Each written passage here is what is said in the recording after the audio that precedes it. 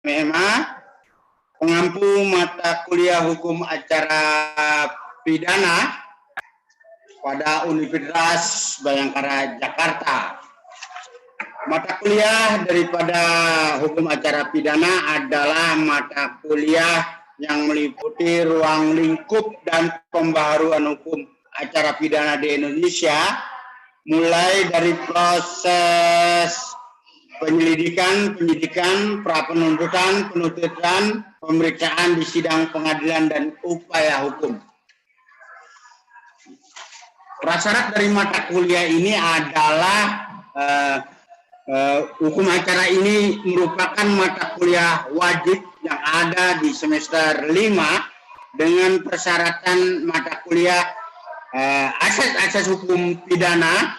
Jika mahasiswa ada yang belum menyelesaikan pada mata kuliah tersebut, maka tidak dapat mengambil atau menginput mata kuliah hukum acara pidana di KRS by sistem siakat. Lalu mata kuliah hukum acara pidana memiliki bobot 3 SKS. Pelaksanaan pembelajaran dilakukan sebanyak 12 kali pertemuan tatap muka atau online ditambah dengan 2 pertemuan dalam bentuk ujian tengah semester dan ujian akhir semester, jadi total pertemuan 14 kali.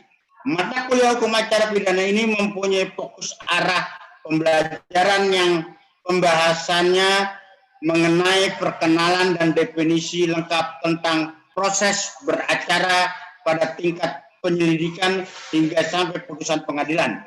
Pembahasan penyelidikan, penyidikan, penyitaan, penangkapan, penahanan, pra-penuntutan, penuntutan, pemeriksaan di persidangan, dan upaya hukum. Jadi demikian para mahasiswa, bahwa mata kuliah dari hukum acara pidana tersebut meliputi pembelajaran-pembelajaran yang demikian. Kemampuan akhir yang diharapkan bagi mahasiswa adalah mahasiswa mampu memahami dan menjelaskan prinsip dasar hukum acara pidana yang disampaikan pada setiap pertemuan perkuliahan dan mengaplikasikannya dalam setiap kegiatan-kegiatan yang dihadapi di kemudian hari. Lalu mahasiswa juga diharapkan mampu mengaplikasikan bidang keahlian dan kemampuan iptek pada bidangnya hukum acara pidana dalam proses beracara pada tingkat kepolisian hingga proses pengadilan.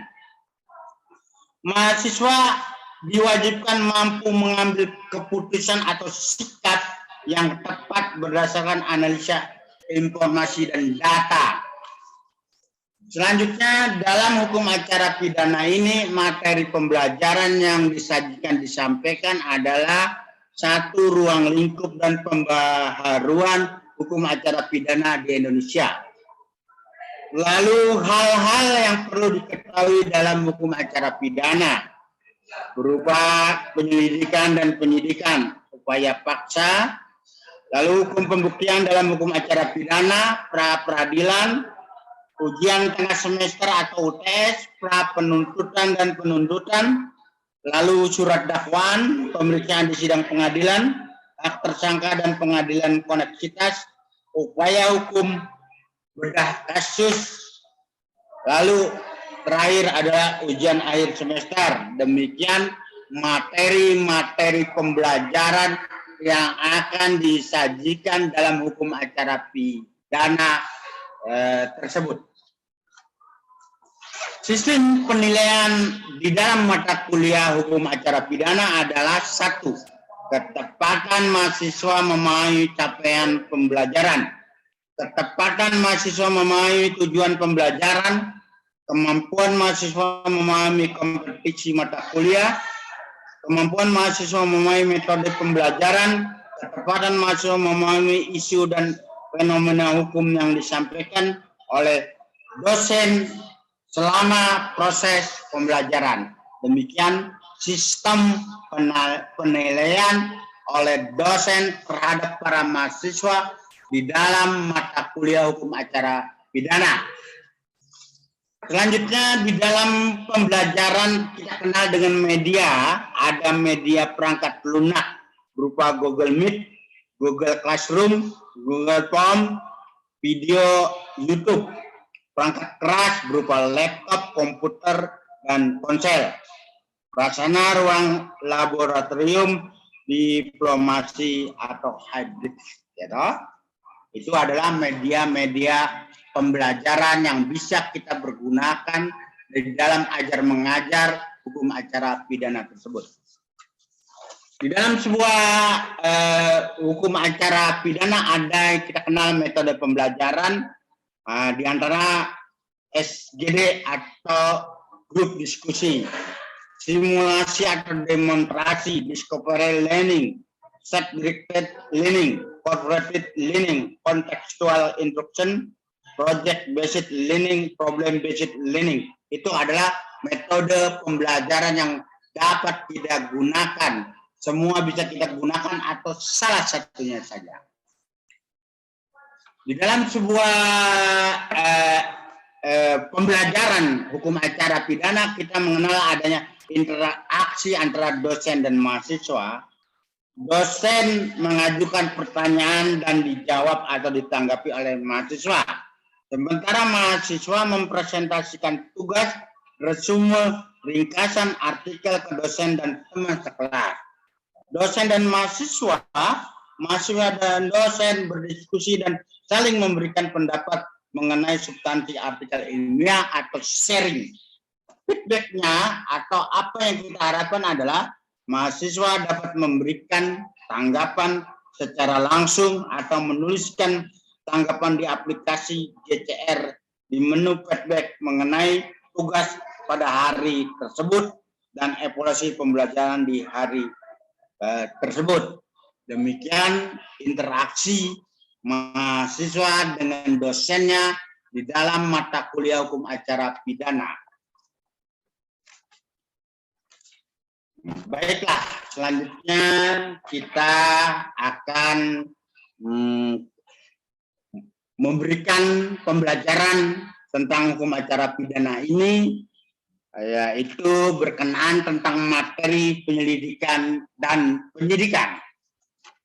Perlu para mahasiswa ketahui bahwa penyelidikan pada pasal 1 angka 5 KUHP diberikan pengertian penyelidikan adalah serangkaian tindakan penyelidik untuk mencari dan menemukan suatu peristiwa yang diduga sebagai tindak pidana guna menentukan dapat atau tidaknya dilakukan penyidikan menurut cara yang diatur dalam undang-undang.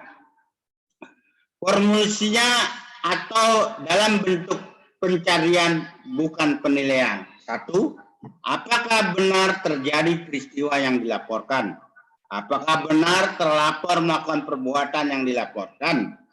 Apakah benar ada saksi-saksi yang menyaksikan perbuatan tersebut atau peristiwa tersebut? Apakah benar isi dari keseluruhan perbuatan atau peristiwa yang dilihat dari alat bukti lain? Lalu belum diperlukan pasal 120 KUHP karena itu akan melangkah kepada tindakan penyidikan. Baik. Selanjutnya, pejabat yang berwenang dalam hal penyelidikan adalah menurut KUHP, tepatnya pasal 4 junto pasal 10 KUHP, setiap pejabat polisi dari pangkat rendah sampai tertinggi menurut undang adalah sebagai penyelidik. Lalu di dalam sebuah undang-undang lain bahwa penyelidik itu meliputi KPK, Komnas HAM, Bapepam, BNN, Kejaksaan merupakan sebagai penyelidik. Lalu berbicara masih berkenaan tentang penyelidik, tugas dan kewenangannya yang diatur di dalam pasal 5 KUHP, karena kewajibannya penyelidik dapat menerima laporan atau pengaduan dari seorang tentang adanya tindak pidana, mencari keterangan dan barang bukti, menyuruh berhenti seseorang yang dicurigai dan menanyakan serta memeriksa tanda pengenal diri, mengadakan tindakan lain menurut hukum yang bertanggung jawab atas perintah penyidik. Dilakukan penangkapan, larangan meninggalkan tempat, penggeledahan dan penyitaan, pemeriksaan dan penyitaan surat, mengambil sidik jari, dan melakukan pemotretan terhadap seseorang yang dicurigai, membawa dan menghadapkan seseorang kepada penyidik. Itu adalah tugas-tugas daripada penyelidik. Metode dari penyelidikan adalah terbagi menjadi dua, ada list terbuka dan ada list tertutup. List terbuka atau penyelidikan terbuka adalah tindakan pidana biasa yang dilakukan oleh penyelidik tanpa melalui teknik yang sulit. Sementara penyelidikan tertutup adalah tindakan yang dilakukan untuk tindak pidana tertentu dilakukan dengan teknik-teknik yang khusus oleh penyelidik dalam rangka menggali sebuah peristiwa hukum. Perlu saudara-saudara mahasiswa yang cerdas cendekia ketahui bahwa jalur diketahui tindak pidana itu ada dua, yaitu laporan. Pemberitahuan yang disampaikan seorang karena hak atau kewajiban berdasarkan undang-undang kepada pejabat berwenang tentang telah atau sedang atau diduga akan terjadi peristiwa pidana yang diatur di dalam pasal 1/24. Dilaporkan oleh semua orang yang mengalami, melihat, mendengar suatu peristiwa pidana, tidak dapat dicabut kembali. Delik umum bukan merupakan syarat umum dilakukannya proses penyidikan. Diatur di dalam pasal 103 dan pasal 108 KUHP, direvisi KUHP 14 hari biasa melapor ke DPU. Nah, itulah jalur diketahui tindak pidana, ada laporan, ada pengaduan. Pengaduan adalah pemberitahuan disertai permintaan oleh pihak yang berkepentingan kepada pejabat berwenang untuk menindak menurut hukum seseorang yang telah melakukan tindak pidana aduan yang merugikannya. Diatur di dalam pasal 1/25. Dilakukan oleh korban atau calon korban atau pihak yang berkepentingan menurut undang-undang. Dapat dicabut kembali merupakan delik aduan, merupakan syarat untuk dilakukan proses penyidikan. Itu adalah jalur diketahui tindak pidana itu ada bentuk laporan dan ada bentuk daripada pengaduan. Namun ada kekhususan yaitu terkenal juga tertangkap tangan. Tertangkapnya seorang pada waktu sedang melakukan tindak pidana atau dengan segera setelah beberapa saat tindak pidana dilakukan atau sesaat kemudian diserukan oleh khalayak ramai sebagai orang yang melakukannya yang diatur dalam pasal 19 KUHP yang kita kenal dengan OTT, orang tertangkap tangan. Setiap orang dapat menangkap tersangka guna diserahkan kepada penyidik. Jadi menurut KUHP, semua orang bisa melakukan tindakan penangkapan, namun penyidikan tetap diberikan kewenangan kepada para penyidik. Setiap orang yang mempunyai wewenang dalam tugas ketertiban, ketentraman, dan keamanan umum wajib menangkap tersangka guna diserahkan kepada penyidik dengan atau tanpa barang bukti proses dalam waktu 1 hari. Jadi bisa Pak Satpam, bisa keamanan, bisa masyarakat umum. Apabila terjadi kejahatan yang dilakukan oleh seseorang, contohnya copet atau pencurian, itu namanya OTT. Baiklah, kita melangkah. Tadi kita sudah berbicara banyak tentang penyelidikan. Tentunya kita akan menyelesaikan materi hari ini ya, berkenaan tentang penyelidikan dan penyidikan. Berarti kita akan berbicara tentang penyidikan.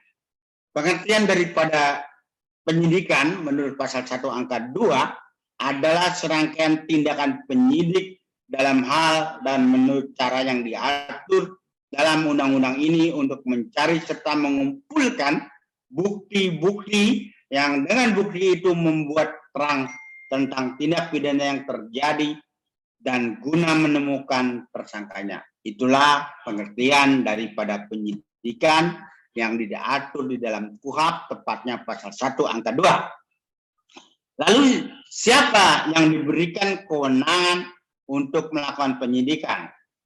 Pejabat yang berwenang dalam hal melakukan penyidikan menurut KUHP adalah pejabat polisi dengan pangkat tertentu, penyidik pegawai negeri sipil atau PPNS, dan berdasarkan undang-undang lain, penyidik selain daripada kepolisian dan PPNS adalah jaksa, KPK, TNI, Pomat, PMAU, dan semua yang diatur di dalam undang-undang lain selain daripada undang-undang kekhususan yaitu kepolisian dan PPNS.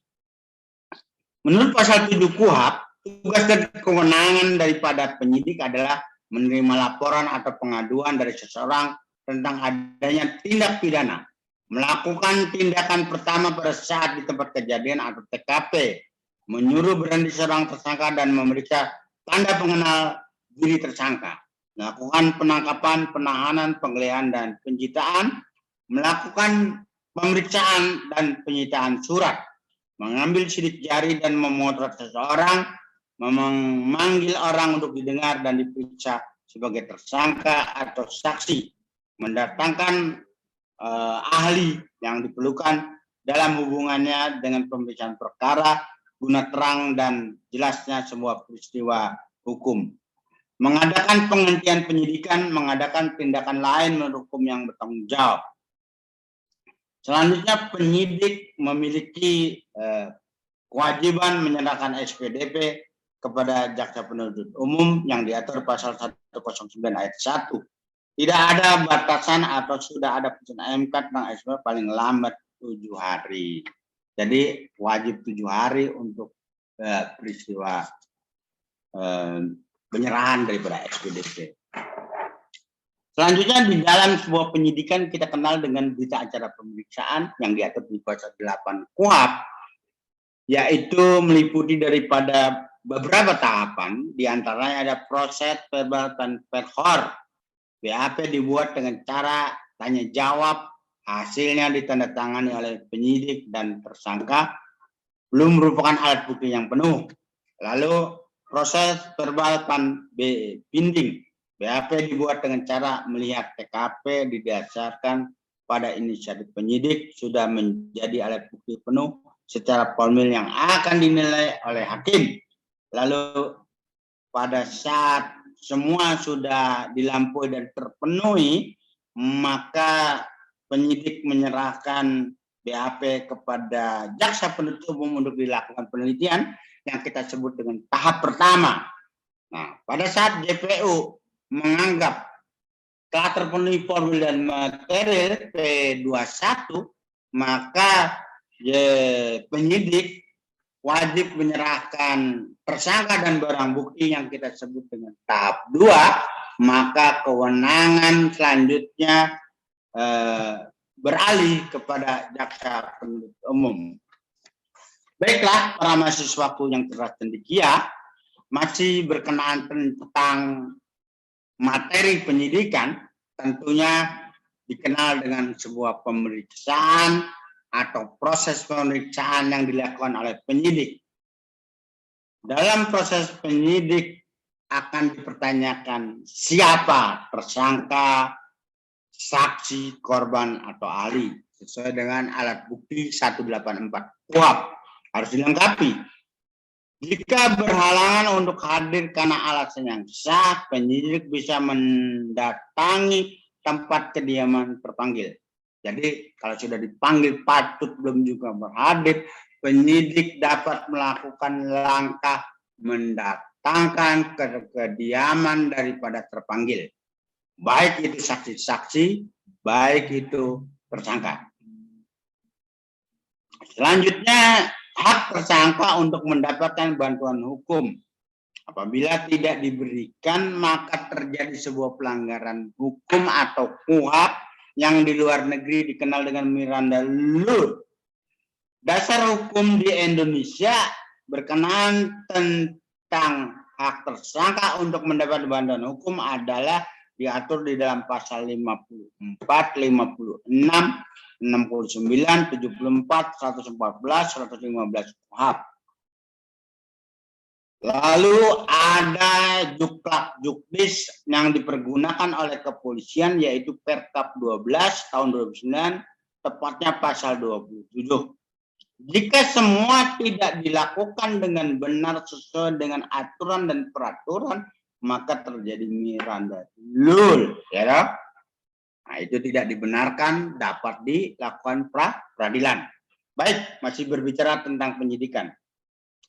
Di dalam sebuah penyidikan tentunya ada peran dalam sebuah profesi yang sama-sama kita kenal dengan penegak hukum atau bagian dari caturwangsa, yaitu peran daripada pengacara atau advokat atau kuasa hukum atau penasihat dengan bahasa yang kita kenal within sight, within hearing, atau dalam sebuah tindak pidana umum yang diatur di dalam pasal 115 ayat 1 or within sight but not within hearing, atau kita kenal dengan bahasa kejahatan terhadap keamanan negara yang diatur dalam pasal 115 ayat 2, wajib didampingi atau di dalam sebuah pendampingan dan pemeriksaan dikuasai atau didampingi oleh penasihat hukum atau pengacara. Baik, tanpa sumpah kecuali untuk alasan tertentu tidak akan hadir di pengadilan.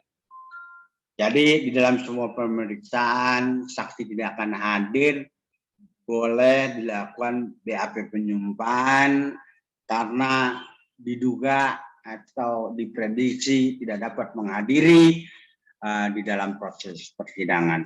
Itu dibenarkan menurut aturan hukum. Baik, Miranda Rule itu adalah sebuah aturan hukum di Amerika karena peristiwa yang bermula atas nama seseorang bernama Miranda Rule. Di dalam penanganan proses hukumnya ada sebuah pelanggaran.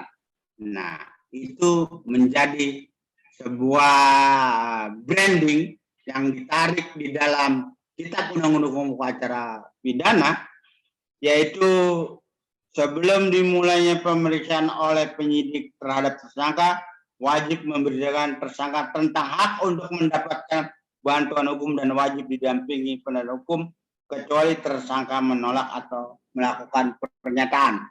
Jadi di dalam KUHP di Indonesia sudah mengadopsi yang namanya Miranda Rule sehingga diterapkan di Indonesia. Apabila penyidik dalam melakukan tindakan-tindakan hukum tidak patuh kepada aturan hukum, maka kita sebut dengan pelanggaran KUHP atau pelanggaran hukum atau pelanggaran Miranda Rule. Hal tersebut bisa dilakukan pra-peradilan. Baik. Masih berbicara tentang penyidikan, tentunya masih berbicara tentang pemeriksaan.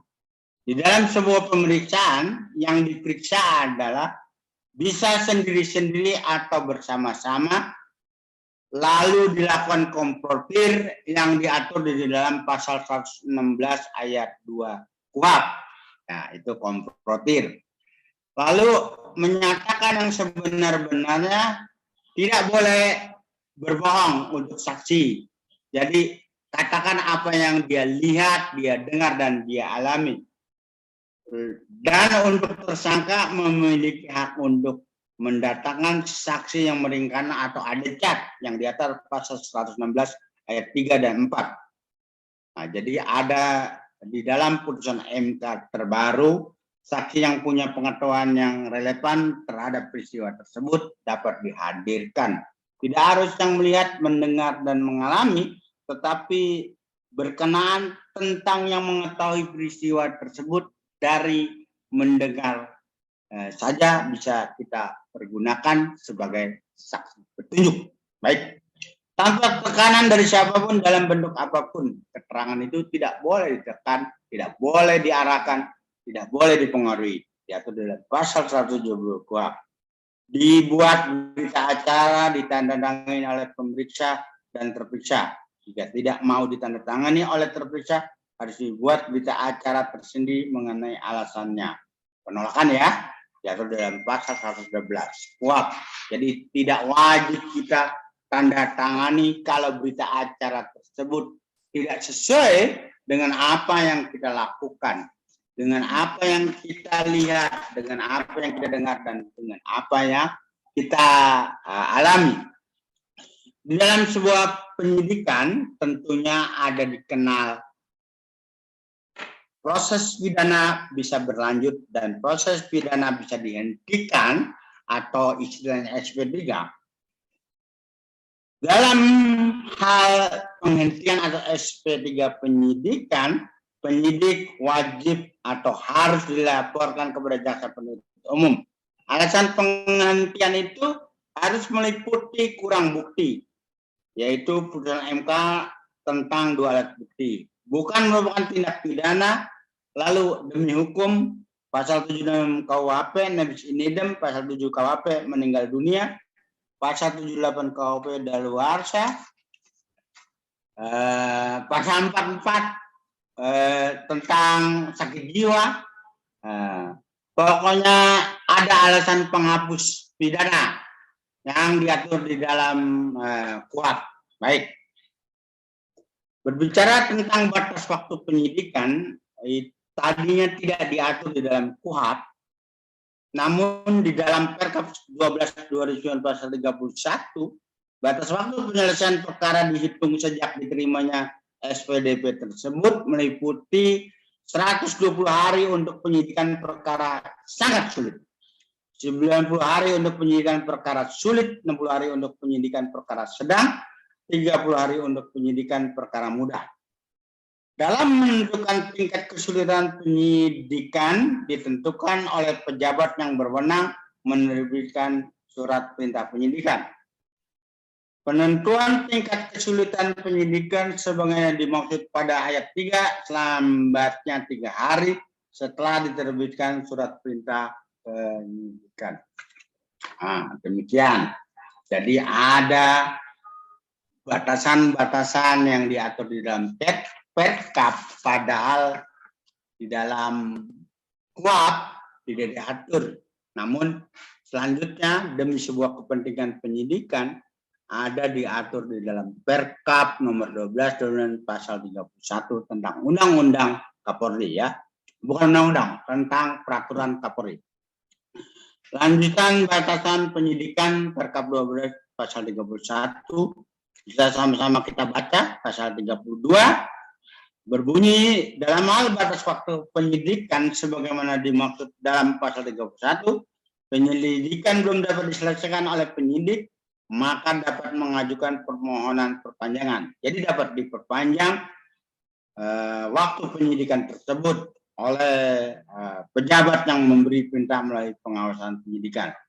Jadi melanjuti pasal 31, di dalam pasal 32 dapat dilakukan perpanjangan surat perintah penyidikan tersebut. Baik, dalam hal kepolisian tidak menindaklanjuti laporan atau jika ada ketidakpuasan atau hasil penyidikan, maka pelapor atau saksi dapat mengajukan surat pengaduan atau dumas atas hal tersebut kepada atasan penyelidik atau penyidik atau badan pengawas penyelidikan agar dilakukan koreksi atau pengarahan oleh atasan penyelidik dan penyidik yang bersangkutan. Jadi kita dapat melakukan pengaduan atau dumas masyarakat kepada Propam, kepada Wasrik untuk mengawasi penyidikan yang kita anggap janggal atau tidak benar dalam langkah-langkah hukum yang merugikan daripada kepentingan pelapor atau klien kita.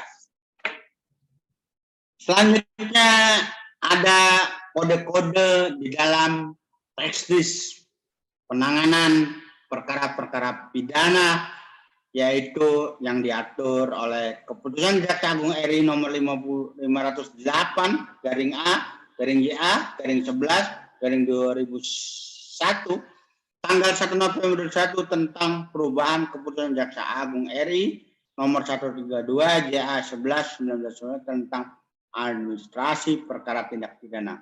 Jadi nomor 132 ini sudah ada perubahan, yaitu tepatnya di nomor 518 tentang administrasi perkara tindak pidana di Kejaksaan. P18 itu adalah hasil penyelidikan belum lengkap, ya dah. P19 pengambilan berkas perkara untuk dilengkapi. P20 pemberitahuan bahwa waktu penyidikan telah habis. P21 pemberitahuan bahwa hasil penyidikan sudah lengkap. Saya rasa tidak ada perubahan, masih mirip-mirip, ya. Cuman nomor daripada kode keputusan Jaksa Agung saja. Nah, berkenaan tentang berbicara penyidikan telah saya sampaikan dalam materi sajian hari ini bahwa penyelidikan merupakan sebuah tindakan menemukan peristiwa hukumnya, sementara penyidikan adalah pengumpulan daripada alat bukti menurut 184 KUHP dan menemukan adanya tersangka atau pelaku daripada